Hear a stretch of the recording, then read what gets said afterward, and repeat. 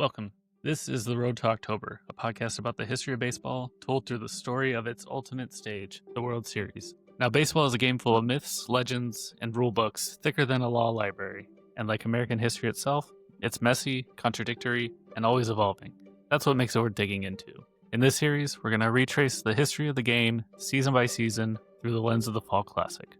We'll cover the regular season, pennant races, and of course, the World Series itself. But we'll also take detours, learning about players and managers through their biographies, hear stories about stadiums that rose and fell, and meet some of the characters who shaped America's pastime. Now, you may have heard that the modern World Series began in 1903, and Major League Baseball will tell you that's true. But the truth? Baseball has a messy history prior to the establishment of Major League Baseball, often half-organized, exhibitions, matchups that fizzled, and in some years, no series at all. They were chaotic. They were imperfect, yet all set the foundation for the game we know and love, because to really understand October baseball, we need to know what came before it. So where does this story begin? The word baseball first shows up in print way back in 1744, not in New York, not even in the United States, but in an English children's book. From there, it pops up in curious places in a British newspaper in 1749.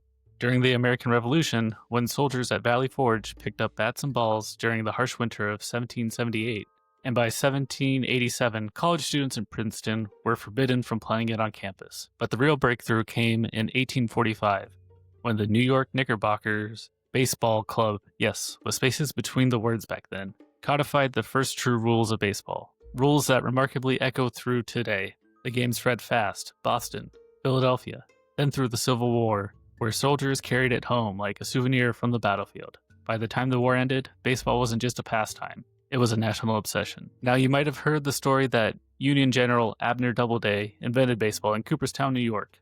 It's a nice story, patriotic even, but it's a myth. Doubleday himself never claimed it, and historians have long since debunked it. The truth? Baseball evolved, and by the late 1860s, teams weren't just playing for fun. They were playing for money. The Cincinnati Red Stockings, the first publicly acknowledged professional baseball team, formed in 1869. They went on a nationwide tour, won 56 games, and tied one.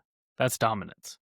Professional leagues followed, the National Association in 1871, the National League in 1876, the American Association in 1881. Leagues rose, fell, merged, and split. And out of all that chaos came the structure we recognize today. By 1901, the American League had joined the National League as an equal, and 2 years later, the first true World Series. Now let's not forget, the baseball of the 19th century looked nothing like what you see on TV today. The rules were, well, let's just say experimental. Take 1857. Back then, a game didn't end after 9 innings. It ended when a team scored 21 runs. Imagine wading through that today. Or 1863. Pitchers weren't allowed to lift their feet off the ground when they delivered the ball. Try to picture Jacob deGrom or Shohei Ohtani pitching like that. Over the decades, the rules kept shifting. 1871. Batters got to call for a high or low pitch. 1893, the mound moved to 6 feet 6 inches from home plate, the distance still used today. 1895, the infield fly rule was born, a rule to this day many do not understand. In 1900, the home plate became 5-sided. Every one of these changes made the game a little more familiar, a little closer to what we'd recognize as modern baseball.